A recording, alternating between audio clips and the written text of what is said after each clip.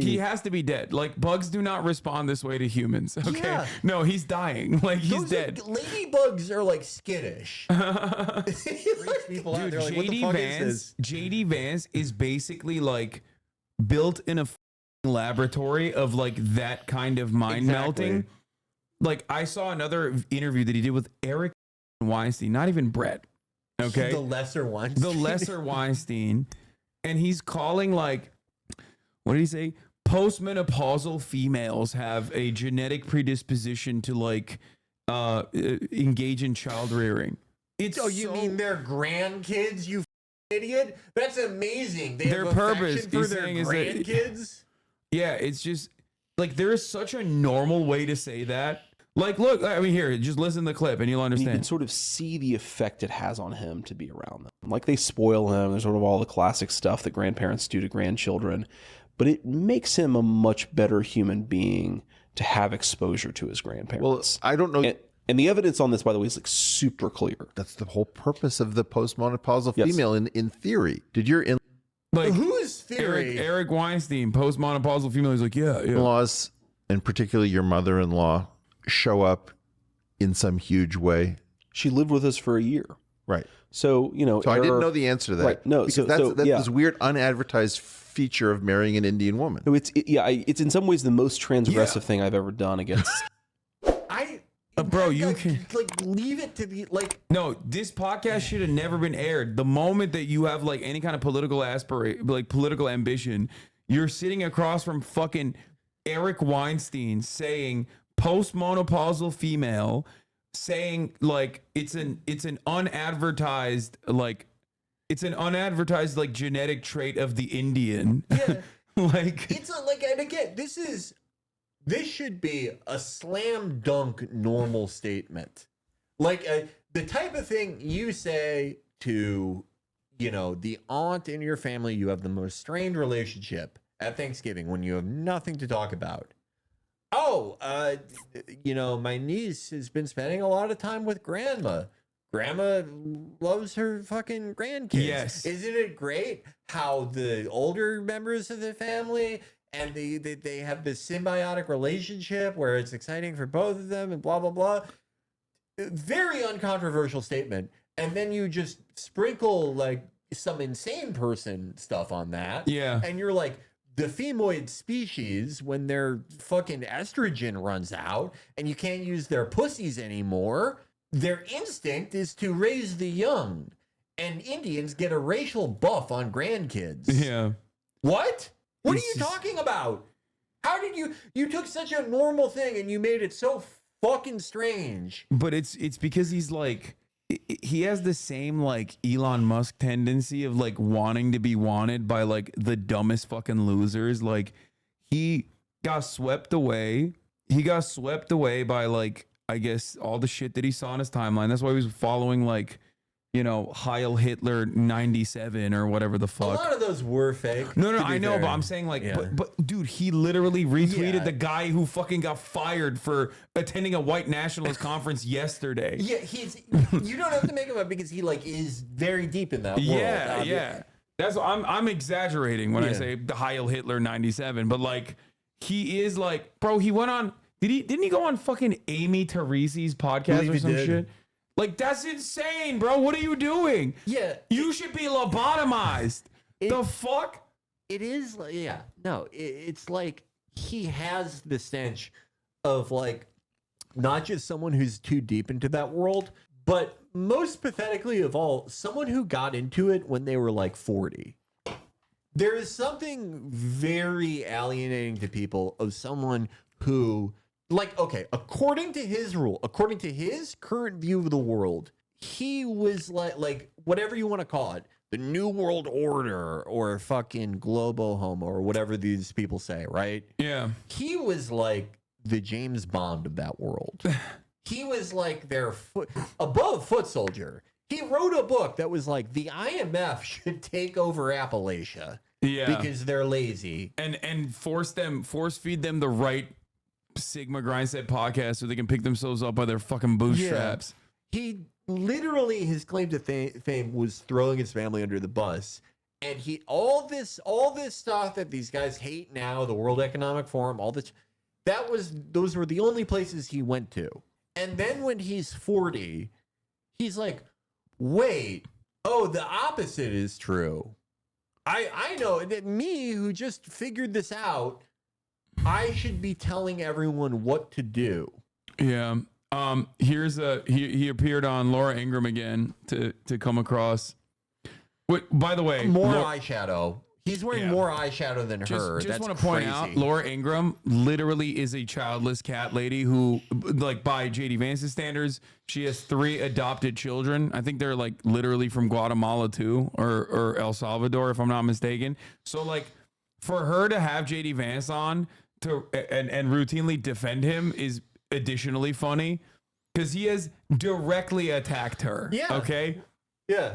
But let's see. Senator, one of my dear friends tonight said to me, well, all these suburban women, all they care about is abortion, and they don't understand that decision is with the states now. It's not banned nationally, even if... This is such a fun little gaslighting operation that they've been trying to do. This is like Trump. Trump tried to message his way out of the abortion ban by simultaneously being like, it's good that I did it to continue, the wave of evangelicals voting for him, but also recognizes that like everybody fucking hates it. Yeah. And then he got like, when he faced like a minor rebellion with like the Kyle Rittenhouse thing and all these other people, he was like, okay, I'll ban it. Yeah. And then it just, fucking 10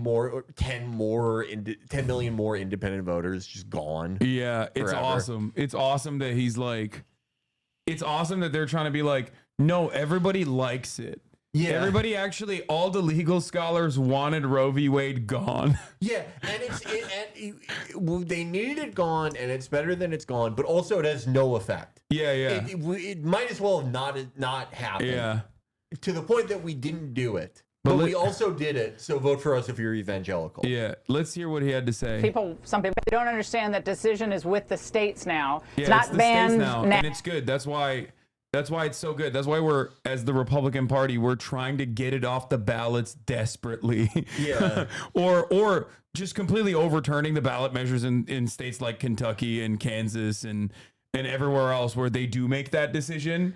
And then they're like, yeah, actually, we lied. We're still going to ban abortion. Yeah. No, it is the generational crisis for them. It is like, again, I don't think people fully processed how insane the 2022 result was. Yeah. Knowing how unpopular Biden was. Everyone hated the fucking economy. Everyone hated inflation. And yet... negative real wage growth. Yeah. Like every single person got like a marginal boost in their salary that was completely wiped out by inflation. Like completely. Okay, they were poorer. Americans were objectively poorer under Biden for the first 2 fucking years. And literally even then they couldn't win because they were so heavily invested in the trans panic shit, crime panic narratives and whatnot. They crushed a Democratic Party led by a popular and charismatic speaker in Obama. Like some of their best midterms ever were against him. But against fucking stupid Joe, who is like clinically dead. Donald Trump, as the leader of the party, has not won a single midterm. Insane. Yeah. Insane.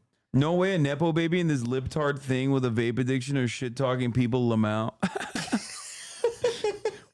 Brother, you have a anonymous account on Twitter to talk shit to people that you hate. Like, I cannot stress this enough.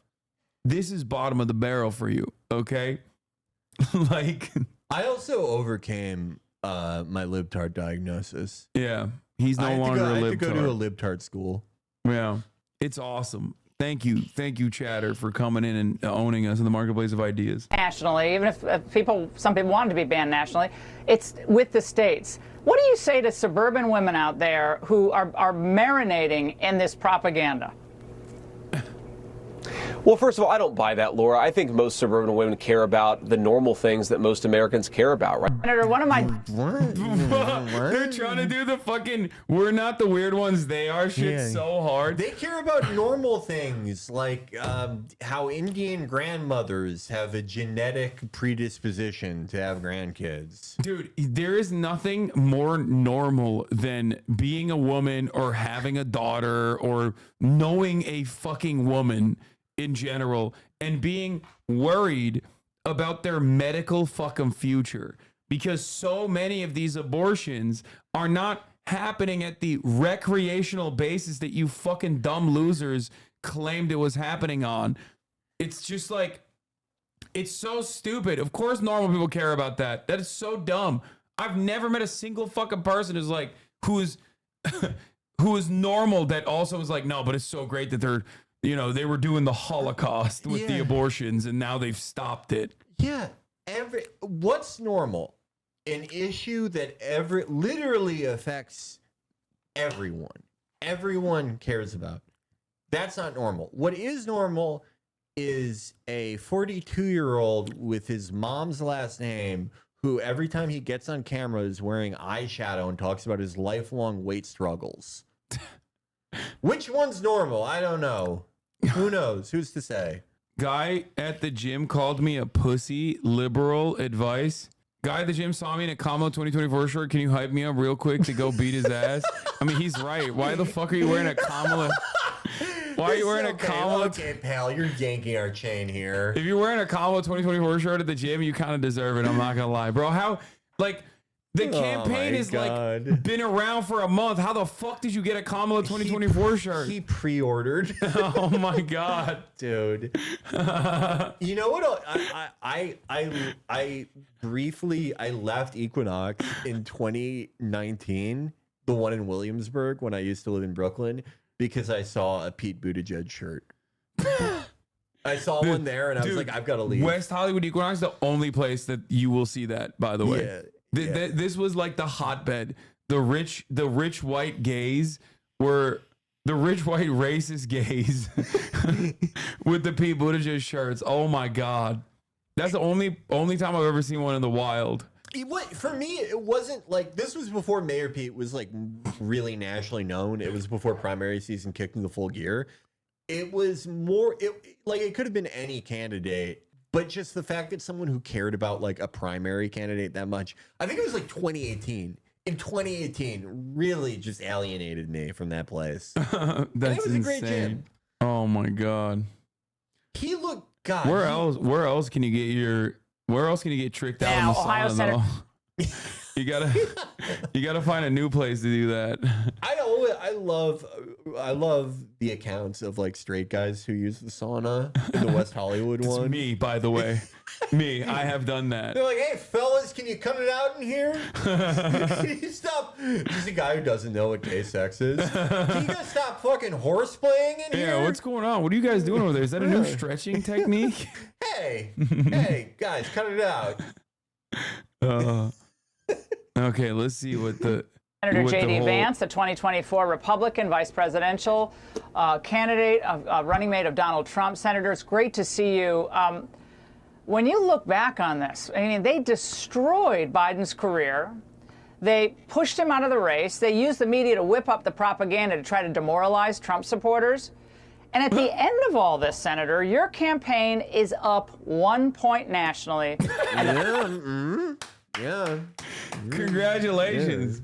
Yeah, the media tried to demoralize the Trump campaign, and there's a whopping within the margin of error 1 point increase over Kamala from this Fox News poll. They were fucking clobbering Biden. Dude, it was, oh my god. That's why he keeps talking about how sad he is that he defeated Biden so thoroughly. That's his favorite op. Yeah. I do feel bad for him. Yeah. I do, like, in a way. I do it was so fun for him to like see Biden The initial impressions of JD Vance as the VP pick is not looking good.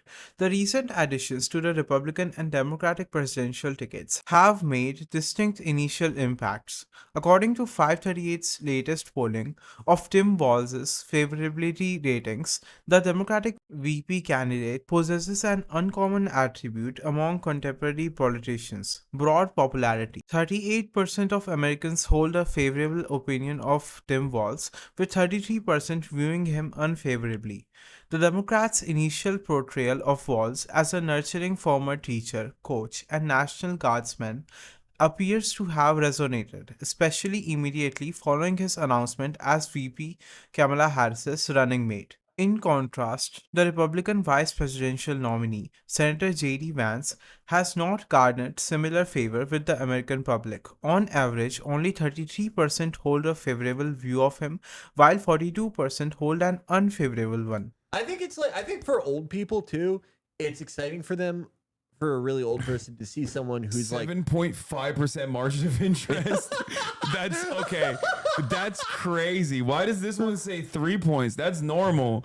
This one, 7.5% margin of interest. What the fuck? Why even have a poll? Why even margin of error, not margin of interest. Sorry, shut up. Why you know what I mean? Have a poll if it, you might as well just be like, we shook an 8-ball. We flipped a coin. That Trump's gonna win. Independents love Donald Trump. 100% margin of error. It's so bad. This is the anybody want me? 100% no. But then they just came back and were like, yeah, fuck it. I like all the not even the Rasmussen or any of the crazy ones can produce a poll where JD Vance is less than 10 points underwater. Oh yeah, no, even the Fox News poll. The Fox News poll said JD Vance is polling more poorly amongst Republican voters. People that get to know him hate him the most. It is a real Ron DeSantis moment for him, and he just has to sit there and be like, meh. like when Dana Fash was like, Donald Trump said you're the weird one and not him. What do you have to say to that? And he was just like, meh, I am weird. I love the evil little face he makes is so you're right. The way they characterize it, where they're like, okay, so the entire liberal media machine and every celebrity and everyone has talked about how you're gross and you fucking look and act weird, and no one likes you, and everyone's talking about how much they hate you. And look, the result of all that, you're not that unpopular. It didn't work that well. Look, we polled 10 people in your hometown, and only 9 of them said they want to kill you with hammers. This is objectively better than the last poll where 10 people said it. So it seems like there's momentum for you, JD Vance. Dude, how did he almost lost to Tim Ryan? Yeah. How did they pick Tim fucking Ryan? Bro, in Ohio, deep red Ohio, on the same fucking ballot, the governor, who is obviously more moderate, and obviously it's different for governors. Governors can be significantly more popular than the rest of the ticket, but by 25 points. Yeah. But DeWine got 25 points on fucking JD Vance. JD Vance underperformed Donald Trump in Ohio. Mike DeWine might as well be like Hafez al-Assad in Ohio. He's Mr. Business Republican.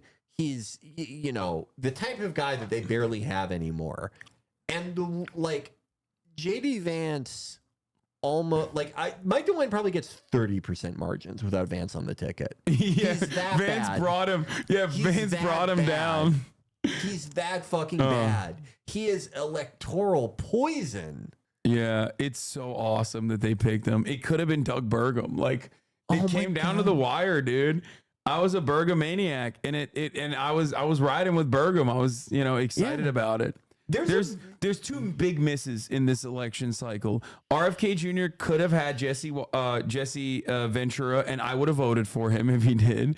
And despite the fact that he is like seemingly John Fetterman style brainwormed on Israel, I don't think Ventura would have accepted. No, he said he was thinking about it. He was like I don't the think second. he would do it ultimately, though. Yeah, he's super lived up. He hates like everything RFK stands for. Yeah, but it would have been sick. And then Doug Burgum could have been the ticket leader for Donald Trump. There is a version of reality where Biden stays in and Trump picks Burgum. And it's like the first time Trump ever wins the popular vote and they win the House and Senate. That is a version of reality. Oh, speaking of RFK Jr., I don't know if you remember this, went to the Trump campaign and was like, make me the head of like, give me medicine. Yeah, make me the medicine guy. Yeah, give me the FDA and I will, like JFK, pick it apart and throw it into a million pieces, like JFK said about the CIA or whatever. Like, and Trump was like, no. The fuck are you talking about? That is gonna go to like a billionaire pharmaceutical guy. I love that Trump is like at least with it enough to know like this guy adds nothing for me. Yeah, This is. Yeah, and now he sought a meeting with Kamala Harris to discuss a cabinet job. What leverage does he think he has? I just don't understand it because like he's basically Rahm Emanuel, but also anti-medicine. Yeah. So like, what difference do you offer to the ticket than any other regular Democrat? He's literally the only constituency he's for is Bill Maher. if you're like, I'm okay with gay marriage, I'm pro-Israel, but I don't believe germs exist. Yeah, I don't believe this is your candidate.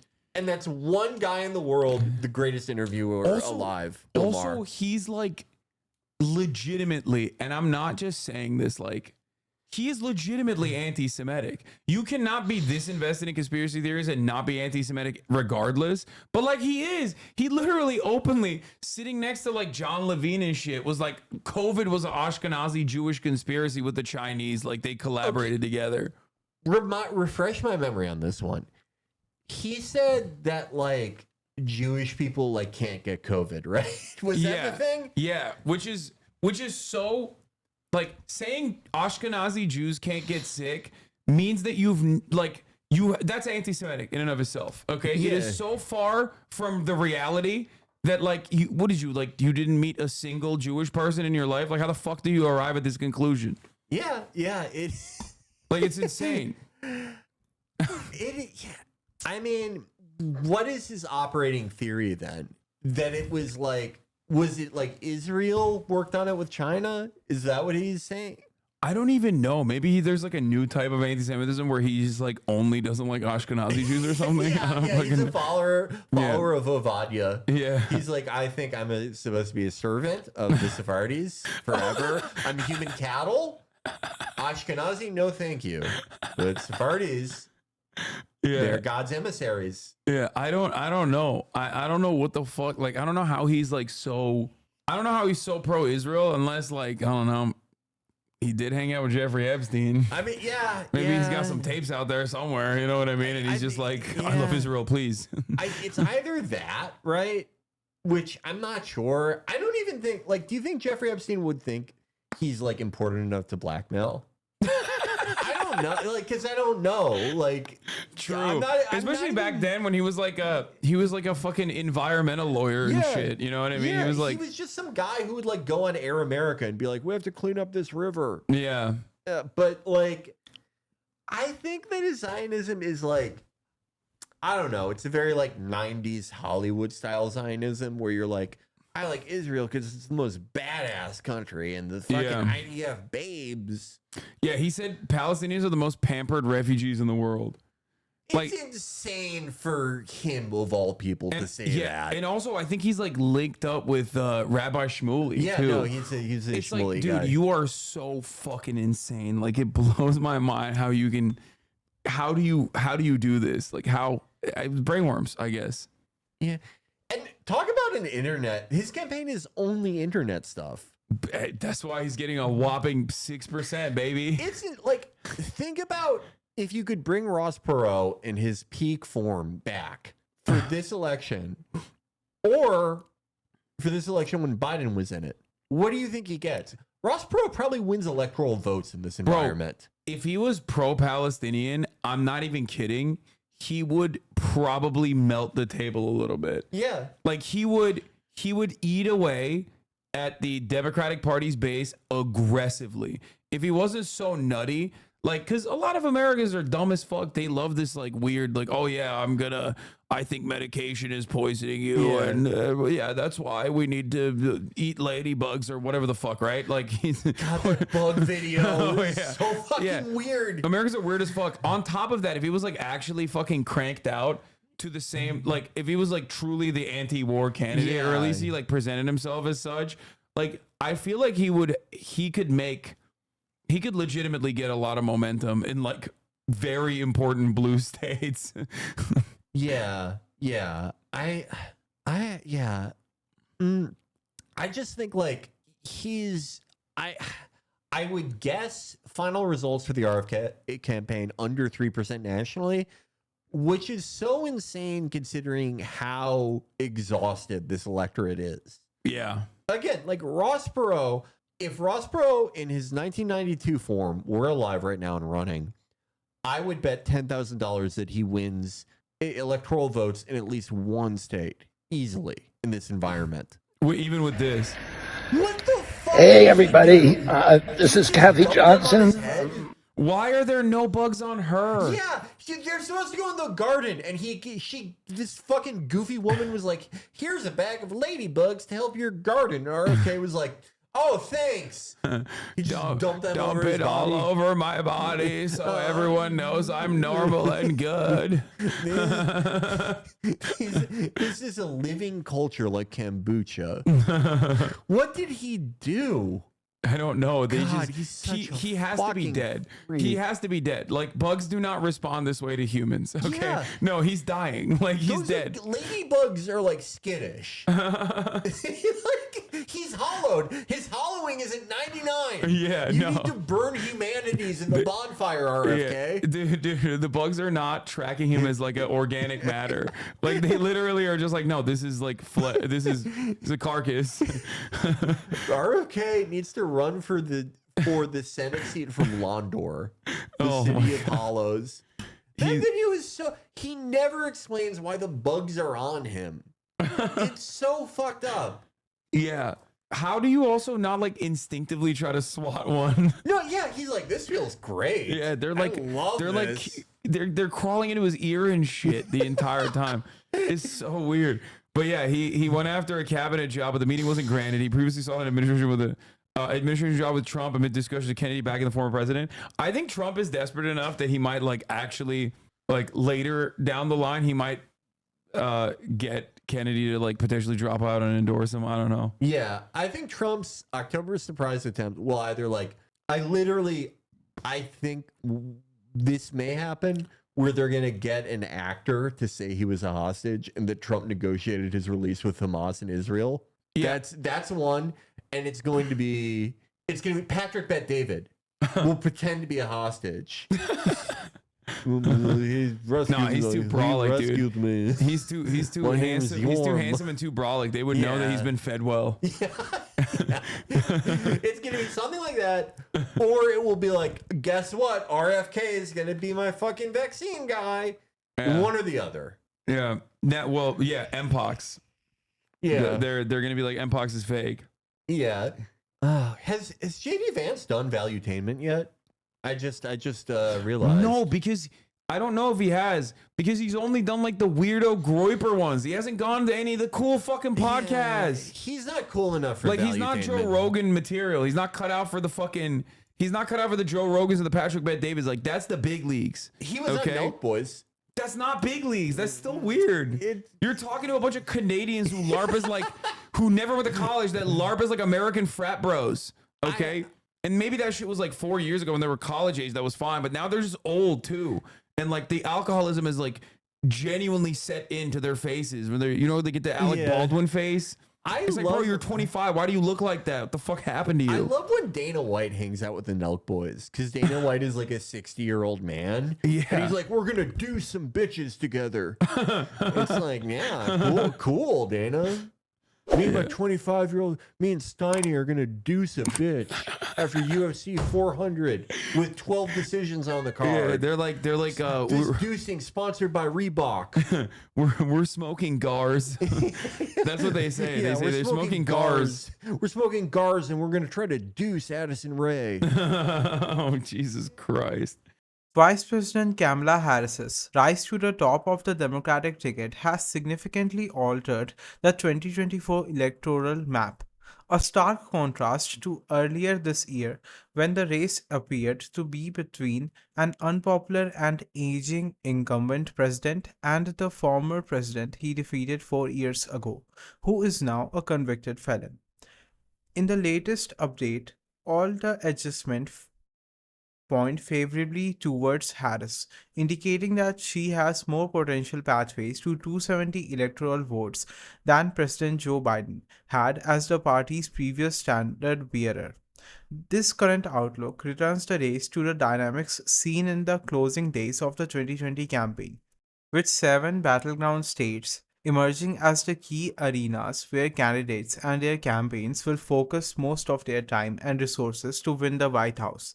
In the 4 weeks since Biden withdrew from the race, these 7 states have witnessed a combined $240 million in advertising spending, according to Ad Impact, with spending almost evenly split between Democrats and Republicans. The previous electoral outlook showed former President Donald Trump with a clear edge in the race for 270 electoral votes. However, that advantage has dissipated with Harris's entry into the race and her swift success in unifying the Democratic Party and regaining support from key constituencies, such as voters of color, young voters, and female voters, who have been critical to recent Democratic victories. Despite this shift in momentum, it's important to recognize that the race remains extremely close, with no clear frontrunner. Both Trump and Harris have several viable paths to securing 270 electoral votes. If you found this video informative, then make sure to hit the like button and subscribe to this channel for more videos like this, and thanks for watching.